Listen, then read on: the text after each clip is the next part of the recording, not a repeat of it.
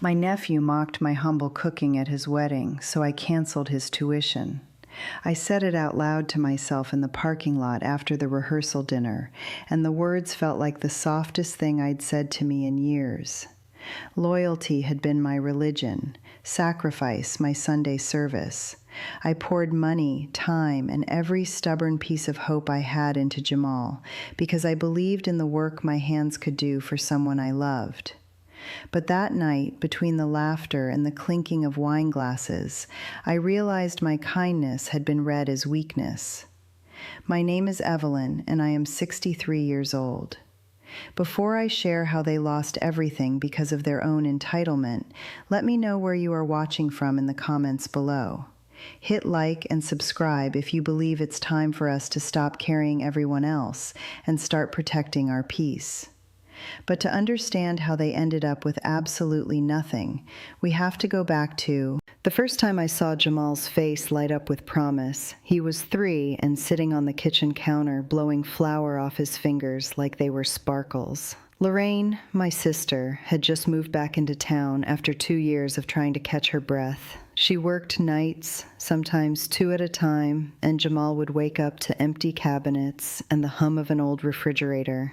I remember cutting the last of my grocery list in half and handing her money as if it were the most natural thing in the world. We kept our mouths small and our doors open. When he got into the magnet school, I sold enough of my Sunday casserole pans to buy him the books he needed. When the scholarship he'd been counting on didn't cover the lab fee, I wrote a check and told him, "Go study."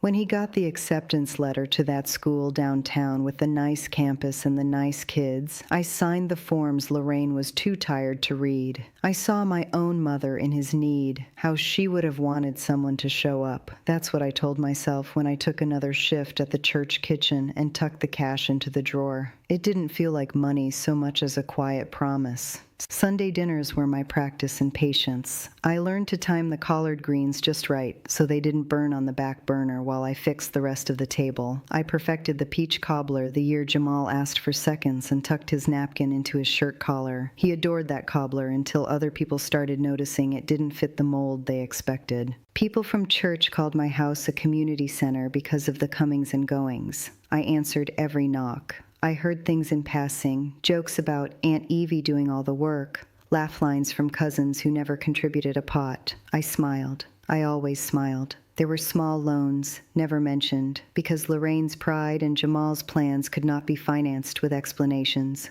When his first internship needed additional clearance and a clean transcript, I stayed up nights recalculating my budget and sent another wire. I had a ledger in my head, a long list of checks cashed in kindness, and I kept telling myself there would be a return, education, stability, a man who could stand on his own one day. The return didn't arrive as gratitude, it arrived as expectation.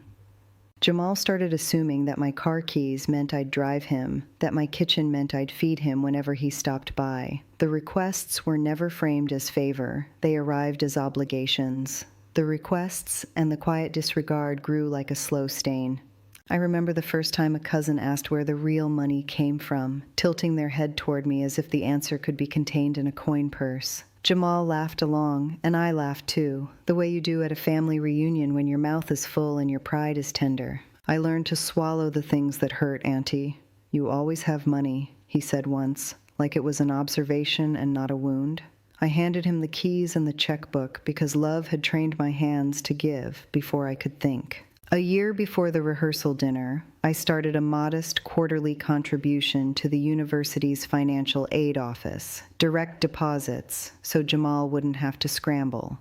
It was my signature, my routing number, and a promise typed in small print. I told myself it was an investment in his future, the same way some people invest in stocks. If my siblings thought to ask, I never made it a big deal. It was easier that way. I had a retirement, modest and respectable, and I carved out part of it because I believed in making doors for young people who might otherwise stand in the rain. I never expected those doors to be slammed in my face. The week before the wedding, Lorraine stopped by with casseroles and talked about the guest list. She hugged me like the sister who knew everything and asked if I would come to the rehearsal dinner. I said yes, because every part of me wanted to thread myself to that family moment. I wanted the last picture of us before the wedding to be warm, the way people like us do family. I did not know how quickly warmth could be turned into performance by a room full of men polishing their suits. The rehearsal dinner was in Charlotte, at a private room with high ceilings and servers who moved like trained owls. I arrived with the peach cobbler, like it was my calling card, and they seated me at a table near the kitchen door, out of sight, which felt somehow familiar. Jamal introduced me as Aunt Evie, with a quick smile that didn't meet my eyes. His fraternity brothers circled like props. They asked about my recipes the way collectors ask about pieces of pottery. I told them the story of my mother and how we didn't have much but found sweetness where we could. They nodded. One of them joked, "That's hospice cooking, honest, cheap, nostalgic," and everyone laughed. When he stood up to toast, Jamal lifted his glass and made a joke about hired help passing plates so no one had to say who actually paid for school. The room echoed with laughter, like an ocean wave that swallowed me. He wasn't joking about the cobbler, he was joking about me.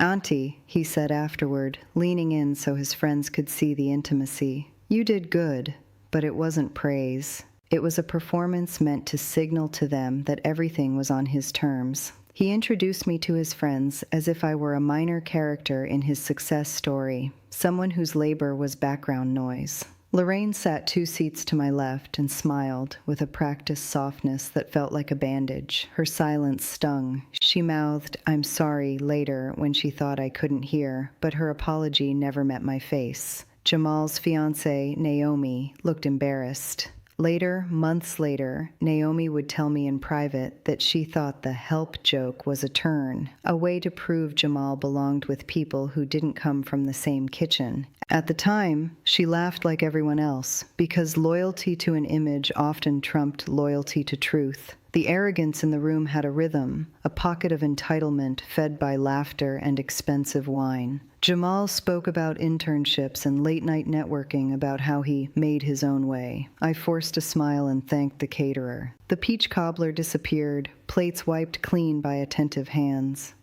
When Jamal clapped his friends on the back, he didn't catch my eye. No one did. I felt invisible in a way that didn't require humiliation. It simply required omission. That omission was worse than any insult. On the drive home, I held the empty container of cobbler and felt the stitches of years pull taut. The next morning, my hands shook while I made a pot of coffee. I can be patient a long time. Patience runs in a woman who's had to keep families together. But there is a border where patience becomes surrender. I couldn't call Lorraine and demand respect. I could, however, close a door that had been left open all these years. Before I did anything rash, I sat with photographs.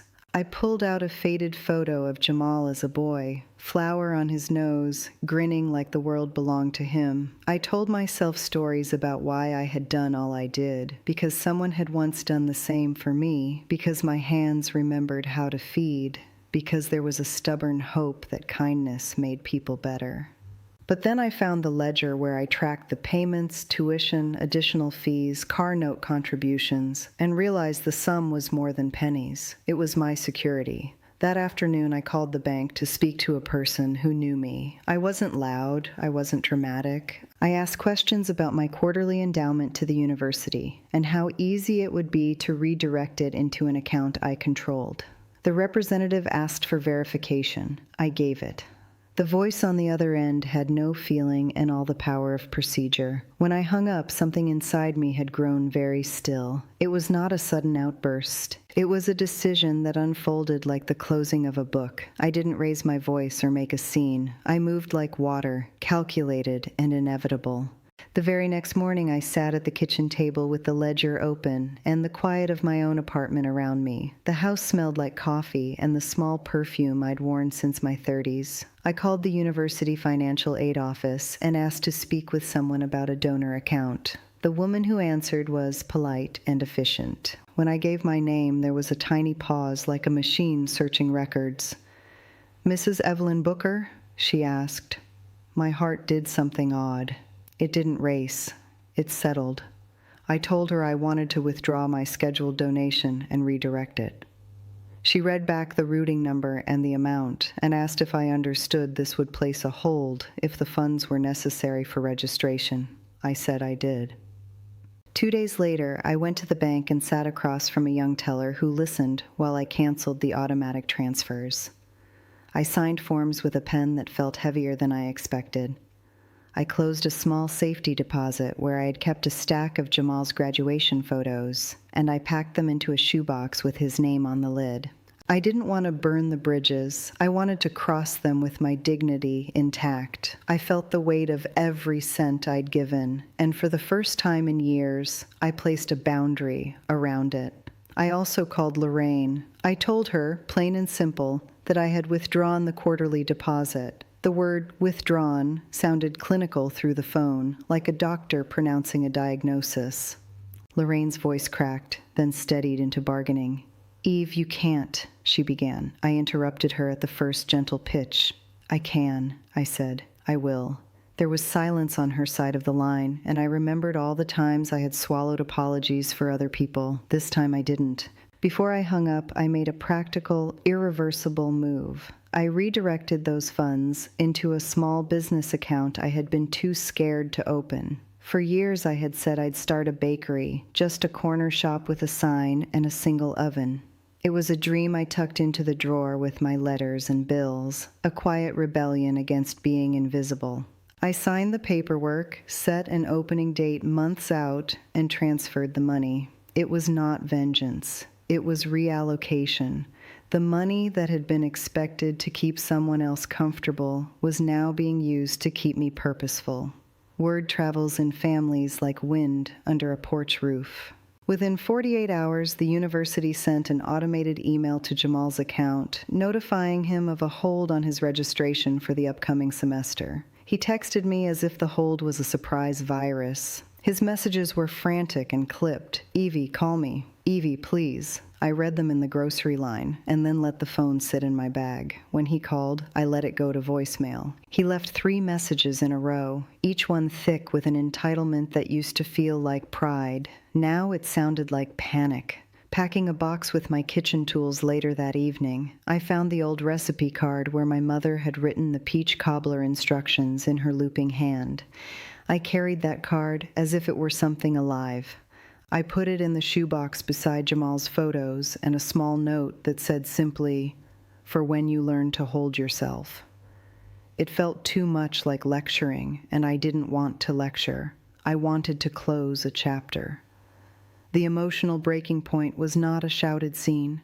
It arrived as calm, as paperwork, as the rustle of a checkbook closing. I did not need his apology to be whole. I needed to stop underwriting his assumption that my life was a resource to be drawn from without regard. When everyone else was scrambling to save appearances, I was saving myself. That night, I made a second, quieter choice. I told myself I would be gentle with my own loneliness. I would not turn into someone who kept score by hating. I would turn into someone who set boundaries and kept them. I closed the ledger and slept on a pillow that did not have the weight of other people's expectations on it. Within 48 more hours, the consequences began to ripple outward in the way that money always reveals truth. Jamal woke up to an official hold on his account and an email from the corporate internship coordinator asking for proof of enrollment. He forwarded those emails to Lorraine and to me with a subject line that read, "Please help." The internship, which required being enrolled for the semester, could not hold an intern who wasn't registered. Jamal called his supervisor. The voicemail said, in formal tones, that without registration, the position would be voided. He panicked in a way that felt both familiar and foreign. He had been able to walk into rooms and present as secure because he had the illusion of backing. When the backing was pulled, the stage wavered. Jamal's fraternity brothers, who had laughed at Cobbler a week earlier, sent fewer texts. One of them stopped answering his phone entirely. The group chat that once lit up with weekend plans went silent. Suddenly, the currency in those relationships shifted from curated appearance to actual responsibility, and no one wanted to be the one footing the bill. A twist came I hadn't expected. The university's financial office sent a routine audit alert because my withdrawal triggered a chain of flags. When auditors reviewed Jamal's account, they found other discrepancies, overdue library fines, an unpaid parking ticket that had led to a towing notice, and a small unpaid medical bill from his freshman year that he had ignored. The university notified Jamal. The towing company sent a stern letter about repossessing a car he had never fully paid for. The car, bought on a flashy down payment and a loan that had been quietly supplemented by my extra checks, was suddenly at risk. Jamal came to my door one afternoon with Lorraine behind him, hair wet from a run, the kind of look people wear when life has compacted into one urgent problem. He wanted answers. He wanted me to undo what I had done. He wanted access to the money he'd thought permanent, Lorraine begged. "Eve, please," she said. I listened to the pleas without interrupting.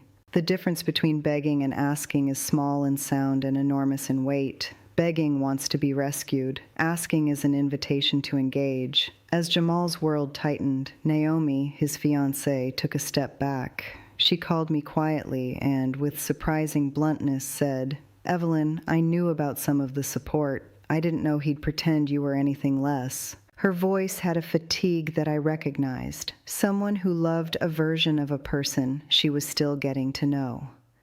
Naomi told me she had been complicit in the cover-up because she wanted to fit into the world Jamal showed her. Hearing that softened me. It also made me consider how many people had wrapped themselves in his performance instead of seeing him.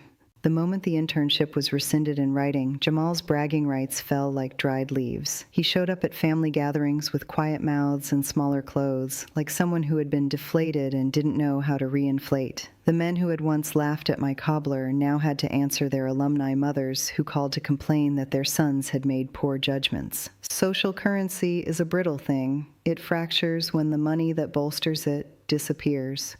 Word reached the church circle, the same women who had knelt beside me when my own bills were crooked. Some shook their heads, others sent casseroles. The church murmured with opinions, and I received both pity and praise in the same breath. I did not react to either. My peace had a pallor to it that felt like armor. I found I could watch without cheering. I could keep my hands clean of the scramble. Then came an unexpected twist that almost made me put my hand over my mouth. Jamal posted a video, trying to explain away the hold. He blamed an administrative mistake and spoke into a camera with a voice that tried to sound calm. The comments below were merciless. A former classmate, someone Jamal used to boss around, left a message that read, "Funny how the one who bought your car and kept you in school is the one you joked about at dinner." The comment wasn't mean. It was simply true. People began to talk openly about debts that had been covered quietly for years. The facade cracked in a public place, and Jamal had nowhere to hide. I didn't gloat. I brewed a pot of tea and watched the sunset through the drapes. Karma is not a fireworks show. It's an accounting ledger balancing itself slowly, inexorably. I had done the accounting. I had closed the account. Now I watched the balance adjust. When the begging started in earnest, it came in pockets of vulnerability. Lorraine knocked first, standing at the threshold with tired eyes. "Eve," she said, and for a moment I saw the sister who had once shared a bed in a 2-bedroom place and whispered fears about rent. Her plea was simple. She needed a down payment to keep the house. Jamal texted from the street, voice notes that wobbled between anger and plead. Naomi left a voicemail, asking if there was anything she could do to help Jamal learn how to manage. Each request landed on my kitchen table like a small package. I answered them the way one answers a professional letter, with brevity and a grace that was not apologetic. "Bless your heart, but I'm done," I told Lorraine, not cruelly, but with the finality of a door that locks behind you. Lorraine's breath hitched and she tried again. "We'll pay you back, Evie." The words were wooden. I had heard promises like that all my life. I was tired of being the lender to wishes. Jamal arrived the next day with the car keys and an envelope of old bills. He wanted one last chance to plead. We sat at my kitchen table like two diplomats in a tense truce. I listened while he fumbled through explanations that were half excuses and half revelations. He apologized in the way people do when they want an outcome more than a change. I put my palms on the counter and felt the grain of the wood, solid, unmoved. "I'm not going to be your bank anymore," I said. I didn't make a spectacle. I didn't raise my voice. He crumpled a little, the way people do when they realize the parachute they've been carrying has a hole. Naomi texted, "I'm sorry, I knew I should have said something." Lorraine stood back, hands folded, and I felt the family orbit tighten and then widen as I pulled my edge inward. A month later, I opened the bakery for the first time. It was smaller than the picture I'd painted in my head. A bell over the door, 2 tables, a wall painted the color of peaches. I hung my mother's recipe card under glass at the counter. The first customer was an old woman from church who hugged me and ordered 2 pieces of peach cobbler. She ate 1 bite, closed her eyes, and said, "You made it like home." That is the kind of praise that sits in your chest and warms you. News of the bakery traveled not because I posted it loud on social media, but because it was good and word spread in the honest way. Things travel in neighborhoods, slow and steady. Men came in with lunch breaks, students came in with backpacks, and Naomi came in once with a nervous smile and a sympathy tip. She bought a loaf of bread and handed me a business card for a small marketing firm. "You should keep the card," she said. "Maybe you'll take it." I put it in the shoebox and smiled, careful not to make promises. The remarkable thing about quiet endings is how ordinary they look. I spend mornings coaxing dough, afternoons pruning my little garden, evenings sipping tea and reading the paper without counting other people's needs against my hours. Jamal eventually came by with a sideways apology and a job application he'd filled out on his own dime. He stood outside my door for a long time before he knocked. When I opened the door, I saw a man who looked smaller but steadier. I handed him a plate of leftover scones without a lecture. He took them with gratitude that looked like growth. When Lorraine returned months later, she brought home-cooked food and an awkward attempt at restitution, an envelope with a number that was honest, but not all of it. We ate together at the same table where calls used to come like weather. We spoke in small sentences. There were no grand reunions. Healing does not demand fireworks. It arrives in the small acts that prove you can live with less and still breathe. On a late afternoon, I stand on the porch with a cup of coffee and the bakery's key in my hand, a small brass thing that glints like a promise. My fingers have flour under the nails from this morning's batch. The breeze carries the scent of roasted coffee and the faint sweetness of peaches. A neighbor's child runs past, shouting my name, and I smile and wave without thinking. There's a softness now that isn't weakness. There's the quiet dignity of someone who has stopped underwriting other people's illusions and chosen instead to invest in the rhythm of her own life. I don't shout my victory. I don't need to. I dust my hands on my apron, set the key down beside the recipe card, and watch the sun hit the cobblestones outside. The peach cobbler cools on the windowsill, steam lifting like a small benediction.